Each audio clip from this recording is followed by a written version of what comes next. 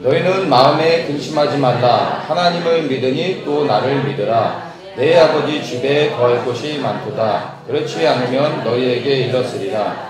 내가 너희를 위하여 처소를 예비하러 가노니 가서 너희를 위하여 처소를 예비하면 내가 다시 와서 너희를 내게로 영접하여 나 있는 곳에 너희도 있게 하리라. 아멘. 지난주부터 제가 사명 시리즈 하고 있는데 지난주에 누가 모이는가, 그래서 다윗의 용사들, 아둘람굴에 모인 다윗의 용사들에 대해서 우리가 나눴습니다. 사울의 왕국에 속할 수 없어서 다윗에게 몰려들었던 사람들, 각각의 사람들이 여러 가지 개인의 사연들을 가지고 다윗에게 몰려들었습니다. 근데 어쨌든 이 사람들이 다윗에게 모여들었을 때 다윗의 왕국을 세우는 용사들이 되어졌고, 성경은 그들의 이름을 한 명씩 한 명씩 호명하면서 기록해 주었던 것을 우리가 보았습니다. 이 마지막 시대 가운데 이제 예수 그리스도께 새롭게 정렬하면서 모여져야 되는 시간이 되어졌습니다. 우리 더처치도 우리의 다윗이신 예수 그리스도께 새롭게 모여지는 그러한 공동체라고 생각을 합니다. 그래서 우리가 우리의 왕 다윗을 위해서 모인 공동체로서 이제 마땅히 우리의 다윗 예수 그리스도를 위해서 섬기며 새롭게 나아가야 되는데, 이제는 두 번째 말씀으로 누구를 섬길 것인가, 다시 오실 예수 그리스도, 이런 제목으로 지난주 말씀과 연결해서 우리 한번 보도록 하겠습니다. 우리의 왕이 누구냐고 물은다면 당연히 예수 그리스도라고 우리는 대답을 할 것입니다. 그래서 우리의 예수 그리스도를 위하여 우리가 연합하여 주님을 섬기겠습니다 라는 고백이 우리 각각의 모든 사람들의 그런 신앙의 고백이라 생각을 합니다. 그런데 우리의 다윗이 예수 그리스도라는 것은 우리가 너무나 분명하게 고백을 하고 있는데, 다시 한번 여러분 개개인이 그러면 그 예수 그리스도가 나에게 어떠한 분인지에 대해서 조금 더 구체적으로 한번 생각을 해보면 좋겠습니다. 다시 얘기해서 여러분은 어떠한 예수 그리스도를 믿고 계신지, 어떠한 예수 그리스도를 섬기고 계신지를 한번 생각해 보시면 좋겠습니다. 제가 조금 더 정리를 해서 두 가지로 나눠서 말씀을 드리면, 여러분은 구원자 예수 그리스도를 믿고 계십니까? 아니면 다시 오셔서 열방을 통치할 예수 그리스도를 믿고 계십니까?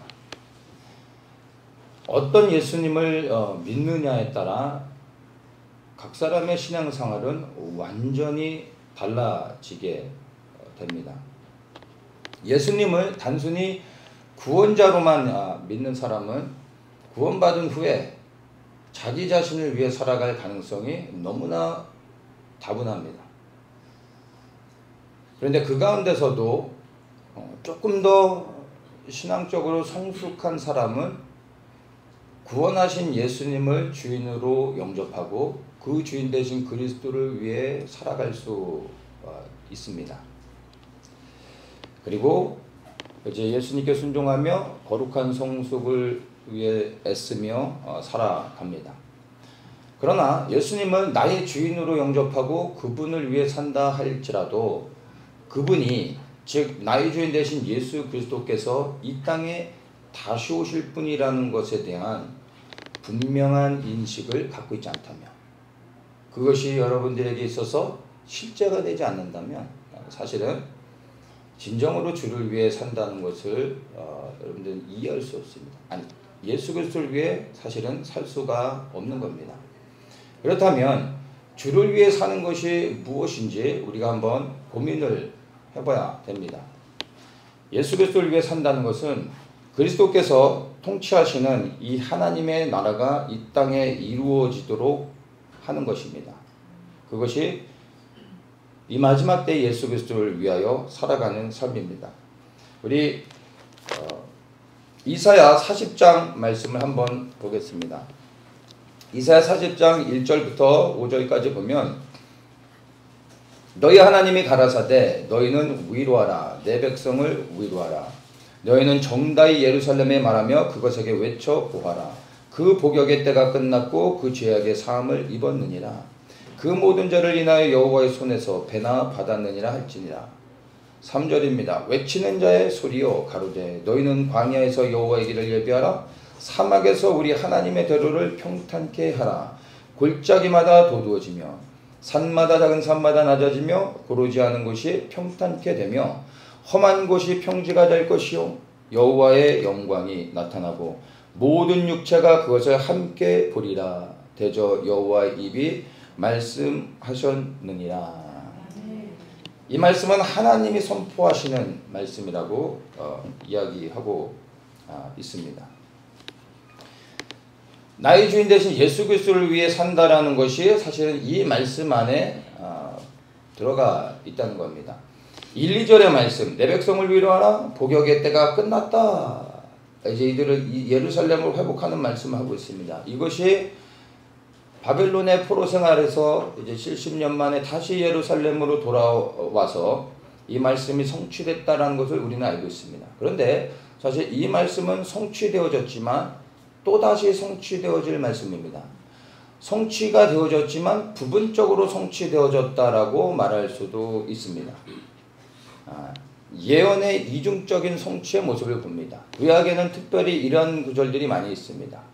성취된 것 같은데 가만히 보면 아직 성취되지 않은 것들, 또다시 성취되어지면서 회복되어져야 되는 그런 것들이 있는데 바로 이 말씀이 그렇습니다. 이들이 바벨론 생활에서 이제 70년의 복역을 끝나고 돌아왔지만 사실은 예루살렘이 다시 황폐화 되어졌습니다. 그리고 1948년에 이스라엘이라는 나라로 건국이 되어졌습니다. 지금 또 알리야를 통하여 열방에서 유대인들이 돌아오고 있습니다. 그러나 가만히 보면 아직 이들이 온전히 회복되지는 않았습니다. 왜냐하면 에스겔 37장의 37장의 말씀으로 연결해서 보면 마른 뼈에 살이 붙고 근육이 붙어서 사람의 모양을 갖췄음에도 불구하고 여호와의 생기가 들어가지 않아 죽은 시체의 모습을 갖추고 있었던 것. 거기에 생기가 들어갈 때 사람이 되어졌습니다. 이스라엘이 지금 건국되어져서 예루살렘이 다시 회복되어진 것처럼 우리의 눈으로는 보여지지만 아직은 예수 그리스도를 알지 못합니다. 예루살렘에 생기가 없는 겁니다. 그 생기가 이제 주님 오실 때 그리스도를 통하여 부어지며 이스라엘의 백성들이 예수 그리스도를 메시아로 영접하는 일들이 있게 됩니다. 그때 이 1절과 2절의 말씀이 온전히 또한 성취되어질 것을 믿습니다. 그리고 3절부터 5절까지를 보면 여호와의 길을 예비하라. 하나님의 대로를 평탄케 하라. 모든 산이 낮아지고 모든 골짜기가 메워지며 평탄하게 될 것이다. 여호와의 영광이 나타나는데 열방의 모든 육체가 그것을 보게 될 것이다 라고 말하고 있습니다. 이것이 언제 이루어지는 것입니까? 주님 오실 때 이루어지는 겁니다. 아직은 이 말씀은 성취되지 않았습니다.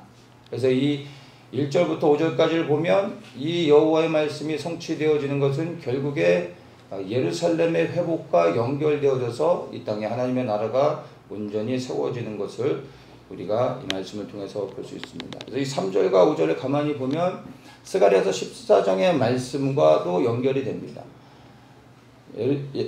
예루살렘 동편의 감람산에 이제 메시아께서 발을 딛고 서십니다. 그리고 그곳에서 열방의 왕으로 하나님으로 통치하신다라고 말씀하고 있습니다. 또한 이것은 계시록 16장하고도 연결이 되어집니다. 7번째 나팔, 마지막 재앙이 되는 겁니다. 이 마지막 재앙 때 열방을 흔드는 큰 지진이 나는데 산이 사라지고 모든 섬이 사라지는 겁니다. 이 말씀이 곧 4절의 말씀과도 연결되어집니다. 그 7번째 나팔 재앙이 끝나고 난 후에 이제 어떤 일이 일어납니까? 메시아께서 재림하시는 겁니다. 그 사건 후에. 그리고 이 5절의 말씀은 계시록 20장하고도 연결이 됩니다. 천년 왕국이 끝난 후에 사단과 사단에게 속한 모든 자들을 심판하시고 예수 그리스도께서 그 하나님의 나라를 하나님의 권세와 능력을 가지고 통치하셨던 것을 이제 아버지께 돌려드리며 새하늘과 새 땅으로 들어가 예수 그리스도와 그리스도께 속한 모든 자들이 아버지 하나님만을 경배합니다. 바로 이것이 이제 계시록 20장에서 연결되어져서 성취되어지는 것을 우리가 말씀이 통해 이제 보게 됩니다. 그러면 이 모든 것들이 결국에 무엇으로 연결이 되냐면은 예수 그리스도의 재림과 연결되어져서 이 땅에 하나님의 나라가 임할 때 모든 예언의 말씀이 성취된다는 것을 너무나 분명하게 알 수 있습니다. 그래서 이 하나님의 나라가 이 땅에 도래할 수 있도록 위하여 여호와의 길을 예비하라, 하나님의 대로를 평탄케 하라, 이렇게 외치라라고 말씀하고 있는 것입니다. 그렇다면 이 말씀을 성경에서 보면 누가 이 말씀을 선포하고 있습니까? 바로 다름 아닌 예수님의 초림을 준비했던 침례 요한입니다. 침례 요한의 사역이 바로 회개하라, 하나님 나라가 가까이 왔느니라, 이 말씀을 선포했습니다. 그런데 이 말씀을 하기 전에 그가 선포했던 것이 여호와의 길을 예비하라, 하나님의 대로를 평탄케 하라, 그렇죠? 주의 오실 길을 예비하라, 그의 첩경을 평탄케 하라. 이것이 침례 요한이 외쳤던 첫 번째 선포입니다. 그 다음에 회개하라, 하나님 나라가 가까이 왔느니라, 이것을 외쳤던 것입니다. 누가복음 3장 3절에 보면은 요한이 이렇게 말합니다. 요한이 요단강 북은 각처에 와서 죄사함을 얻게 하는 회개의 침례를 전파하니 선지자 이사야의 책에 쓴 바 광야에 외친 자의 소리가 있어 가로되 너희는 주의 길을 예비하라, 그의 첩경을 평탄케 하라. 모든 골짜기가 메어지고 모든 산과 작은 산이 낮아지고 굽은 것이 고자지고 험한 길이 평탄해질 것이라. 모든 육체가 하나님의 구원하심을 보리라 함과 같으니라. 이사야 40장에 기록되어져 있는 말씀 그대로 침례 요한이 이것을 외치고 있는 것입니다. 또한 예수님께서 마귀의 그 시험을 받으신 후에 이제 본격적으로 사역을 시작하시면서 외쳤던 말씀이 있습니다. 마태복음 4장 17절에 보면 이때부터 예수께서 비로소 전파하여 가라사대 회개하라, 천국이 가까이 왔느니라, 이렇게 선포하십니다. 예수님은 주의 길을 예비하라, 주의 첩경을 평탄케 하라, 이 말씀을 하지 않으십니다. 왜냐하면 그분이 왕이시기 때문에 그분은 본질적인 하나님 나라의 메시지만을 선포하시는 겁니다. 그런데 그분보다 앞서서 주의 길을 예비했던 침례 요한은 예수님이 전해야 될 복음을 먼저 선포합니다. 왜냐하면 이제 그가 선포했던 메시지들을 예수 그리스도께서 오셨을 때 또다시 선포할 때 준비되어진 하나님의 사람들이 반응하게 되는 겁니다. 그런데 예수님보다 앞서 사역했던 침례 요한은 회개하라, 하나님 나라가 가까이 왔느니라만 선포했던 것이 아니라 예수님이 선포하지 않으셨던 주의 길을 예비하라, 그의 첩경을 평탄케 하라, 이 말씀을 선포했던 것입니다. 왜냐하면 왕의 길을 예비하는 것은 누가 해야 되는 겁니까? 왕의 신하들이, 군사들이 해야 되는 겁니다. 그래서 예수님은 이 말씀을 선포할 필요가 없는 겁니다. 주의 초림을 예비했던 침례 요한이 이 말씀을 선포했다는 것입니다. 그러면 주의 재림의 시대를 살고 있는 우리들에게 이 침례 요한의 선포는 굉장한 메시지를 갖고 있는 겁니다. 우리는 회개하라, 하나님 나라가 가까이 왔느니라, 이 하나님 나라의 복음을 전해야 됩니다. 그러나 이 복음을 전하기 이전에 우리가 해야 될 것이 무엇입니까? 주의 길을 예비하라, 그의 첩경을 평탄케 하라. 외칠 뿐만 아니라 이것을 외친다라는 말의 의미는 주의 길을 예비한다라는 겁니다. 외치는 자로 끝나는 것이 아니라 우리는 그 길을 예비해야 된다는 겁니다. 누가요? 왕을 섬기는 자들이. 그분이 오실 수 있도록 이것을 선포하며 그 길을 예비해야 되는 것입니다. 이것이 우리에게 주신 마지막 때의 거룩한 부르심입니다. 또한 누가복음 4장 43절에 보면 내가 다른 동네에서도 하나님 나라 복음을 전하여야 하리니 나는 이 일로 보내심을 입었노라. 예수님이 하신 말씀입니다. 무엇 때문에 보내심을 받았다고요? 하나님 나라의 복음. 근데 예수님이 전하셨던 복음이 무엇입니까? 회개하라, 하나님 나라가 가까이 왔느니라. 이게 예수님이 전한 복음입니다. 이게 하나님 나라의 복음입니다. 여러분은 복음을 어떻게 전하십니까? 하나님 나라의 복음을 전하십니까? 아니면 여러분이 만들어낸 복음을 전하십니까? 단순히 예수 그리스도를 전하는 게 복음이 아니라 우리는 하나님 나라의 복음을 전해야 되는 겁니다. 회개하라, 하나님 나라가 가까이 왔느니라. 이 하나님 나라가 가까이 왔다라는 것 안에 포함되어 있는 것들을 우리가 묵상하면서 우리가 정말 전해야 될 복음이 무엇인지 다시 한번 우리가 돌아봐야 하는 것입니다. 주님께서는 이 땅에 임할 하나님 나라에 대해서 선포하셨던 겁니다. 그러면 우리는 더욱더 명확하게 예수님이 선포하셨던 복음을 통해 우리가 전해야 될 것이 무엇인지를 너무나 분명히 알 수 있습니다. 하나님 나라의 복음을 전해야 되는데 그 하나님 나라의 복음을 전하기 전에 말씀을 드린 것처럼 먼저 선행되어야 할 것이 주의 오실 길을 예비해야 된다는 겁니다. 주의 길을 예비하며 하나님 나라의 복음을 선포해야 되는 것입니다. 주님께서 통치하시는 하나님의 나라가 이 땅에 임할 때 모든 육체가 하나님의 구원하심을 보게 된다고 이사야 40장 5절에서 분명하게 말씀하고 있습니다. 이것이 계시록 21장에서 성취되어지는 겁니다. 천년왕국이 끝난 후에 그 나라와 권세를 아버지 하나님께 그리스도가 올려드리며 우리가 알 수 없는 새하늘과 새 땅, 신천지로 들어가는 겁니다. 그러나 이 신천지는 이만희의 신천지는 전혀 아니고 우리가 알 수 없는 정말 영원한 하나님의 나라, 하나님만이 영원토록 영광과 찬송을 받으시는 그 나라로 들어가게 될 것입니다. 이렇게 하나님의 나라가 이 땅에 온전히 이루어지면서 모든 성경의 말씀들이 성취되어집니다. 그러면 하나님의 뜻이 이 땅에서 이루어지는 겁니다. 그래서 우리는 이 일들을 위해 하나님 나라의 복음을 전할 뿐만 아니라 그의 길을 예비해야 되는 것입니다. 여러분들이 정말 복음을 깨닫는다면 그 복음이 구원에서 멈추지 않습니다. 그 구원이 누구를 향합니까? 나를 향하는 거지 않습니까? 조금 더 나가면 나의 가족을 향하지 않습니까? 근데 하나님 나라의 복음은 영혼 구원이 아닙니다. 하나님 나라의 복음은 이 땅에 임하는 하나님 나라인 겁니다. 이 땅에서 더럽혀져 아직도 회복되지 않은 여호와의 이름을 온 열방에 높이기 위한 것입니다. 그것이 하나님 나라의 복음인 것입니다. 그 일을 위해 우리는 그의 오실 길을 예비해야 하는 것입니다. 왜냐하면 예수 그리스도께서 이 땅에 오셔야지만 하나님의 나라가 그분을 통하여 이루어질 수 있기 때문에 그 나라를 소망하며 우리는 그의 길을 예비해야 한다는 것입니다. 그래서 주를 위해 산다는 것은 단순히 봉사와 섬김을 말하는 게 아닙니다. 그래서 열심히 봉사하고 섬겨서 인정을 받는다고 해서 그게 주를 위해 사는 게 아니라는 겁니다. 영혼 구원과 전도가 여러분 전부가 아니라는 겁니다. 교회 성장과 선교 이것이 모든 대부분의 교회의 모토이지만 사실은 그런 게 아니라는 겁니다.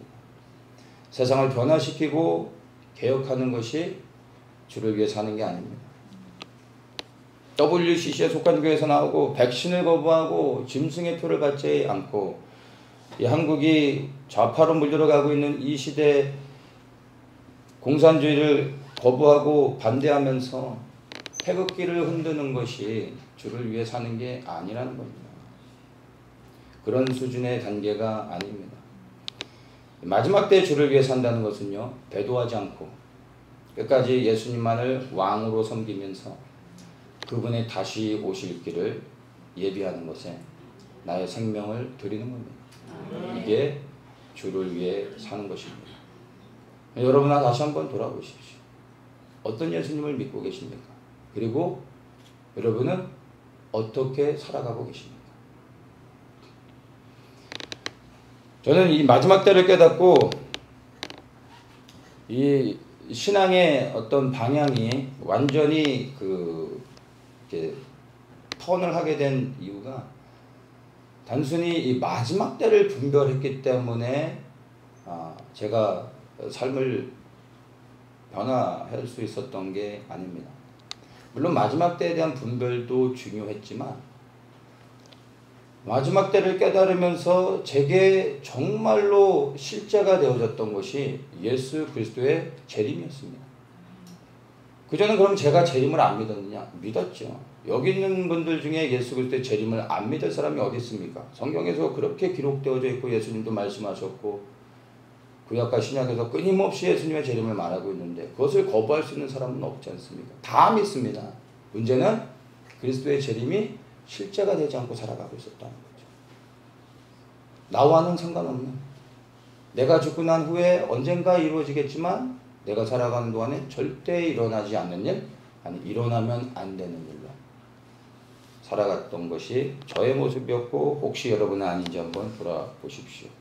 근데 저는 마지막 때를 깨달으면서 예수 그리스도의 재림이 너무나 선명해졌습니다. 너무나 분명해졌고 그것이 속히 일어날 일이라는 것을 알게 됐습니다. 그리고 10년이라는 시간이 지났습니다. 여전히 저는 주님께서 이제 곧 오실 거라는 것에 대한 조금의 의심도 없습니다. 물론 제가 주님이 언제 오시는지를 안다는 것은 아닙니다. 그러나 이제 곧 오신다라는 것에 대한 흔들림 없는 믿음으로 두려움 가운데 심판주 그리스도 앞에 설 수 있도록 제 자신을 스스로 준비하며 살아갑니다.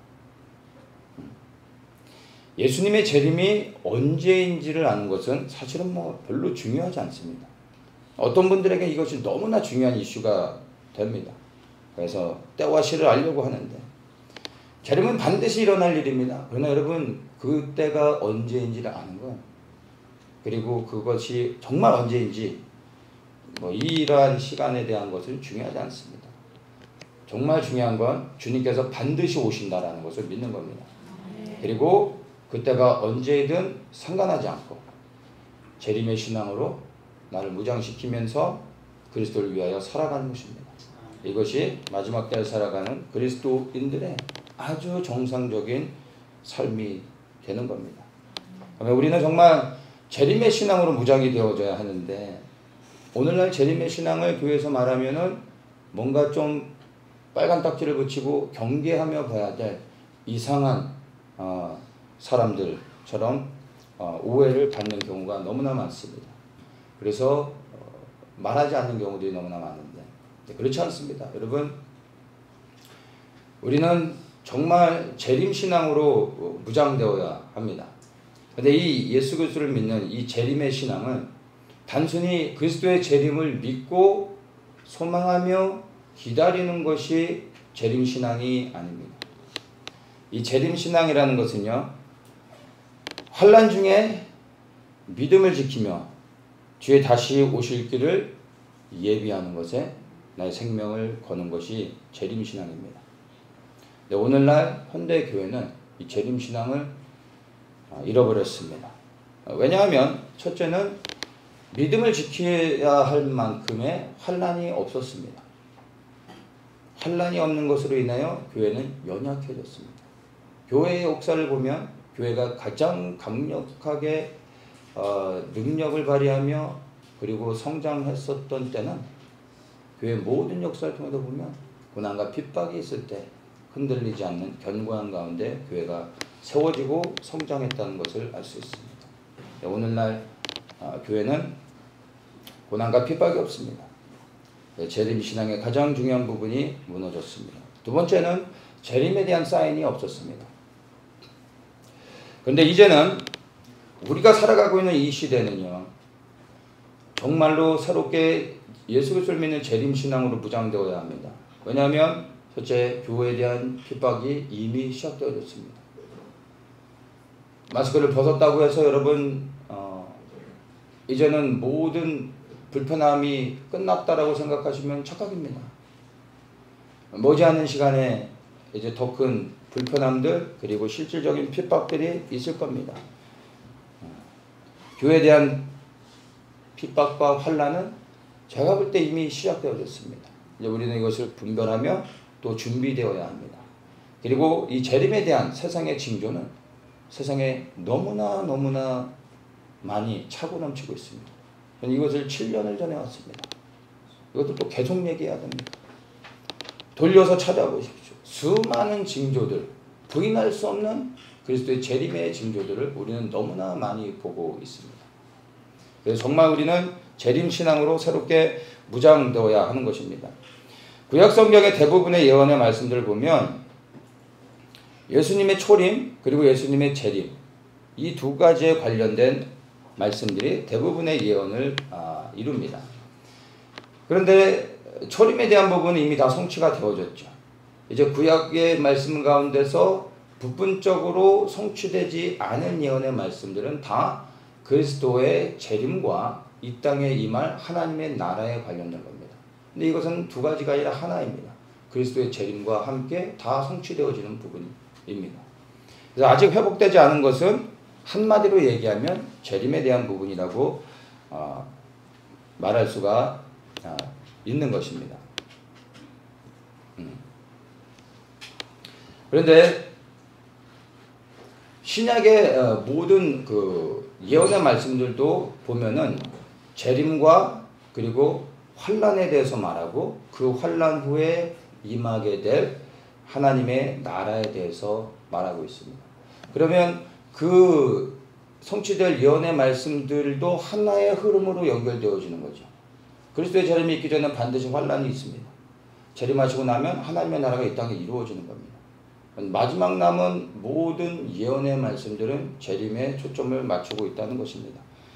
그리고 또한 성경에 일관되게 흐르는 하나의 주제가 있는데 이것이 회복입니다.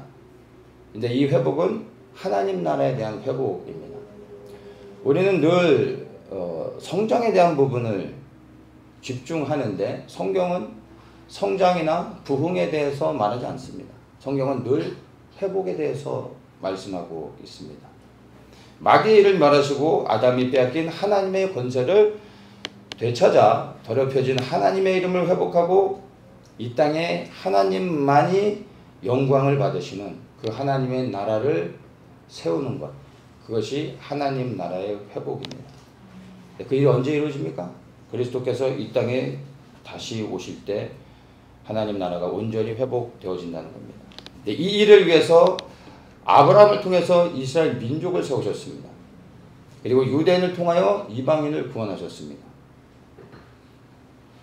교회를 통해서 주의 길을 예비하게 하셨고 독생자 예수 그리스도를 보내셔서 우리를 모든 죄와 사망의 권세에서 풀어주고 자유케 하셨습니다. 무엇을 위해요? 예수 그리스도를 섬길 수 있도록 하기 위해서 우리를 주님께서 구원하셨다는 것입니다.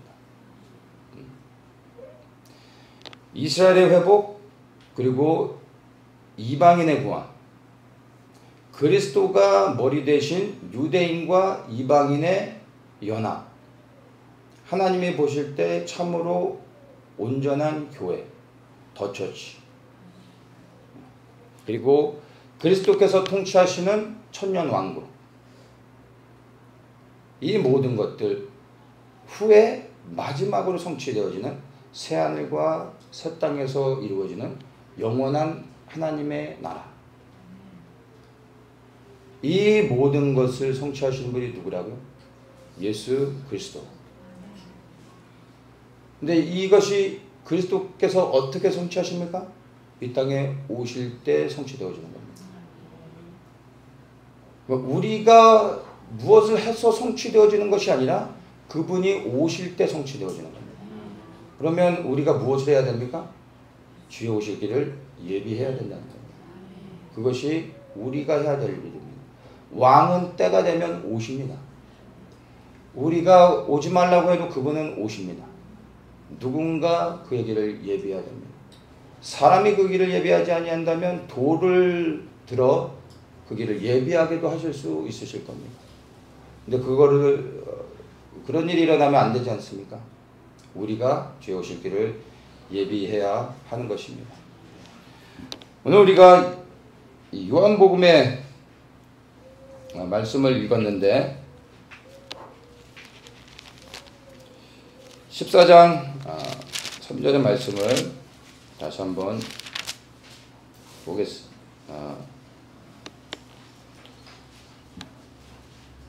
14장 1절부터 해서 3절까지 한번 다시 보겠습니다. 2절부터 제가 읽겠습니다. 내 아버지 집에 거할 곳이 많도다. 그렇지 않으면 너희에게 일렀으리라. 내가 너희를 위하여 처소를 예비하러 가노니 가서 너희를 위하여 처소를 예비하면 내가 다시 와서 너희를 내게로 영접하여 나 있는 곳에 너희도 있게 하리라. 이 말씀을 마지막 만찬 가운데서 예수님께서 하시는 거죠. 이 말씀을 들을 때 제자들은 어떻게 생각했을까요? 예수님이 곧 오신다라는 것을 알았습니다. 물론 이 시점은 예수님이 승천하기 전입니다. 근데 예수님이 제자들이 보는 앞에서 승천했을 때 제자들이 이 말씀을 분명히 기억했을 겁니다. 그러면 승천하시는 예수님을 봤을 때 이 말씀을 다시 이들이 묵상하고 생각할 때 예수님의 재림이 언제 일어날 것이라 생각했겠습니까? 내가 너희를 위하여 처소를 예비하면 다시 와서 너희를 내게로 영접할 것이다. 이 말씀을 들을 때 제자들이 어떻게 생각하겠습니까? 아, 이제 곧 오시겠구나. 내가 살아있는 이 시대에 주님이 반드시 오시겠구나. 승천하는 걸 보았으니 제자들의 심장이 어떻겠습니까? 이제 곧 오시겠구나. 라는 분명한 확신 가운데 제자들은 그들의 삶을 살았을 겁니다. 그리하여 긴박한 가운데 주님이 언제 오실지 모르기 때문에 주님이 전하셨던 하나님 나라의 복음을 제자들이 전했던 것입니다. 그런데 안타깝게 제자들이 그렇게 기대했던 것처럼 주님은 오시지 않았습니다. 지금도 우리는 기다리고 있습니다. 분명히 예수님은 내가 다시 와서 너희를 내게로 영접할 거다 라고 말씀하셨는데, 그럼 예수님이 틀린 말씀을 하신 겁니까? 약속을 안 지킨 겁니까?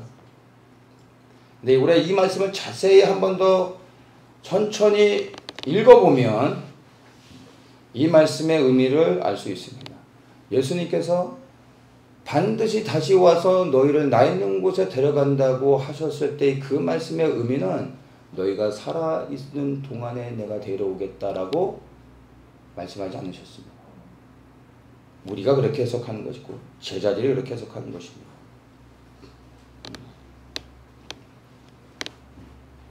우리가 분명하게 믿어야 되는 것은 이 말씀을 통해 예수님께서 반드시 다시 오신다는 것. 그리고 오셔서 예수 그리스도께 속한 모든 자들을 데리고 가셔서 예수님이 거하시는 곳에 영원토록 함께 거하게 해주신다라는 것입니다.